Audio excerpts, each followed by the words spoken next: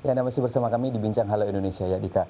Bhinneka Tunggal Ika. Ya. Berbeda-beda tetap satu jua, Unity in Diversity. Saya yakin banyak hal yang memang bisa dieksplor dari Indonesia, keindahannya. Tapi juga saya yakin Mas Bram dan Mbak Ratih juga memiliki banyak tantangan untuk menghadapi itu semua dan menjalaninya. Langsung kita tanyakan apa saja tantangannya. Mas Bram dan juga Mbak Ratih, kira-kira bisa dijelaskan apa tantangan sejauh ini selama 15 tahun ada?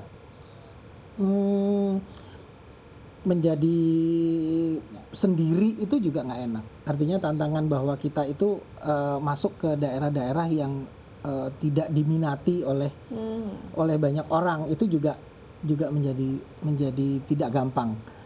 Banyak yang bilang, oh ini jadi pionir ya, kita duluan segala macam. Oke, dari satu sisi memang enak ya gitu ya. Tapi dari satu sisi lain membuat itu juga tidak menjadi lebih mudah juga gitu ya.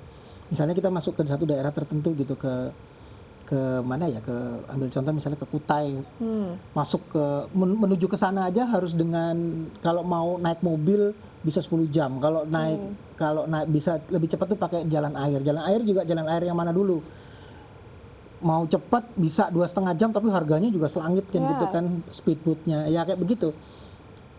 Memang kesulitannya adalah pemainnya di sini nggak banyak. Karena tidak banyak, dia menjadi tidak massal. Kalau nggak massal, yang namanya barang massal kan pasti menjadi murah gitu loh. Kita menjadi mahal.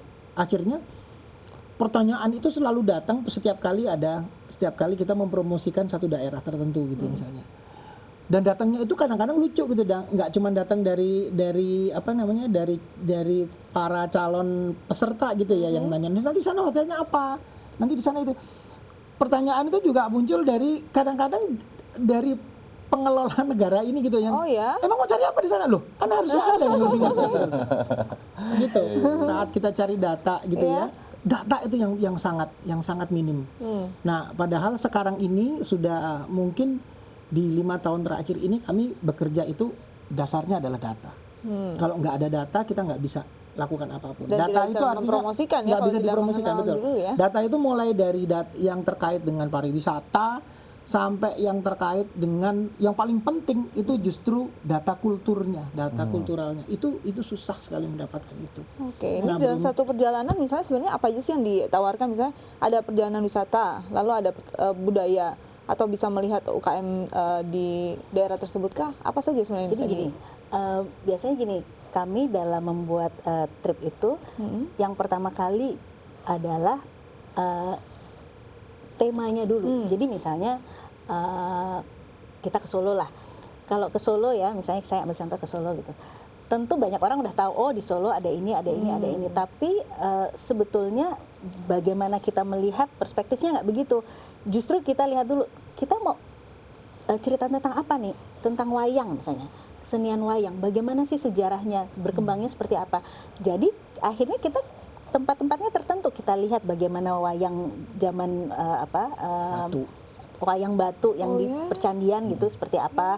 Terus kemudian bagaimana setelah berkembang menjadi wayang orang, menjadi wayang kulit seperti apa. Dan di sana kita mendatangi pelaku-pelaku budayanya. Dan jadi yang juga penting itu salah satu contohnya. Jadi yang juga salah satu hal yang penting adalah ketika kami mengajak teman-teman untuk datang ke tempat asalnya untuk cultural trip lah, katakanlah begitu, itu hampir selalu ada narasumber ahli seperti mungkin arkeolog, antropolog, atau sejarawan. Jadi tergantung temanya gitu, kita mau ngebahas apa. Jadi benar-benar paket lengkap lah ya. Betul. Nah, jadi nggak cuma datang melihat, tapi juga memang dikupas budayanya ya, istilahnya seperti itu ya. Karena kita juga nggak bisa menggantungkan perjalanan kita dengan tour guide misalnya gitu. Namanya juga tour guide. Ya dia hanya meng-guide di tempat-tempat tour, di tempat-tempat kita berwisata gitu loh. Nah, kalau daerahnya misalnya katakanlah daerahnya kayak umpama nih kita pergi ke Lasem gitu misalnya gitu.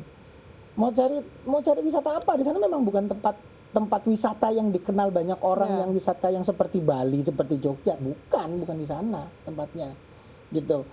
Ya nggak usah lah, inilah kita kemarin juga baru pulang dari ngantar bersama-sama dengan sekitar berapa belas orang gitu. Kami ke Wamena, Wamena ke Papua, itu pedalaman sekali. Waduh, itu luar biasa, pengalaman yang tidak akan bisa kita ulang lagi gitu ya. Banyak dari teman-teman juga mengatakan seperti itu, karena Wamena itu mahal sekali. Oke, Mahal jadi- sekali memang berangkat ke sana. Dan ini benar-benar pasti masih banyak lagi pengalaman-pengalaman yang menarik. Tapi kita sebelum lanjutkan ini kita lihat nih potongan-potongan tayangan pagelaran seni dari Gelar ya. Ya. Dalam tayangan berikut.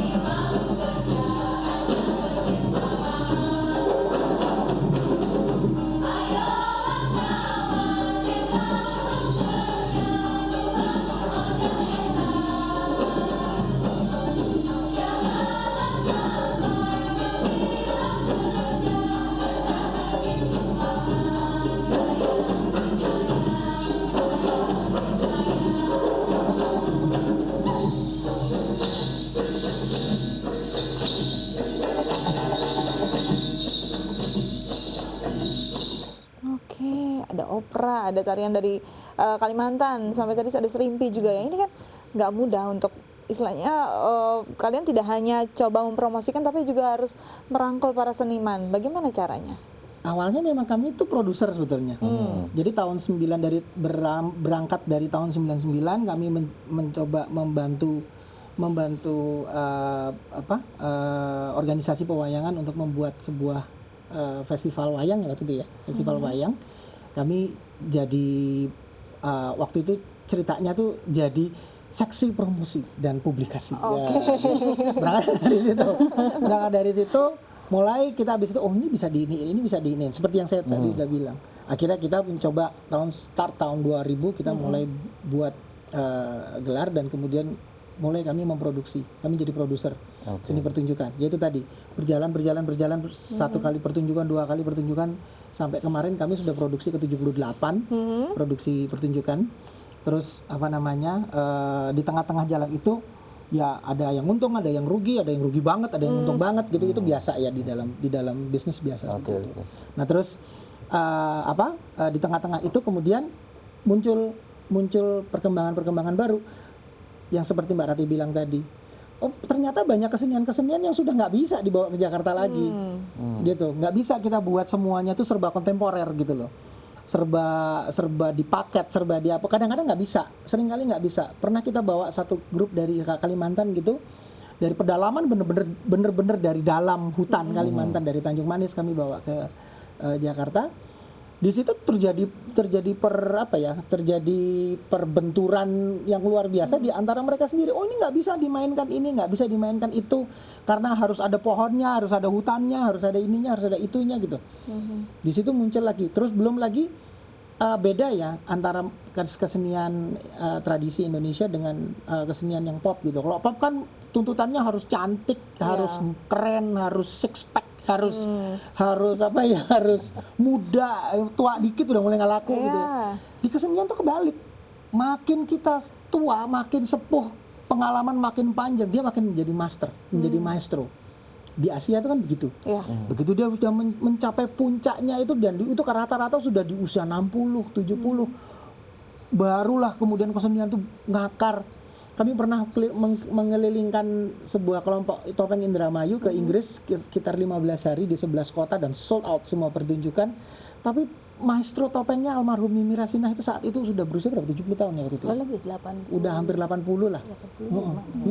Jadi memang benar-benar justru makin tua, makin maestro dan makin mahal. Nah, dan makin mahal. Padahal di tuntutan sekarang makin mahal, movementnya makin sulit, makin pindah kota makin susah kan.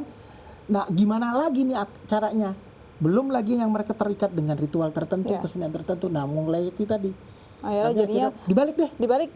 Jadi Kita yang si kesana. penonton yang kesana. Nah, ini saat masuk ke ranah ini kan budaya orang, terus juga istilahnya masuk ke budaya orang juga bukan suatu hal yang mudah. Apalagi berkaitan dengan ritual. Pernah tidak ditolak oleh seniman? Kita akan bahas setelah jeda berikut. Tetap bersama kami di Ala Indonesia.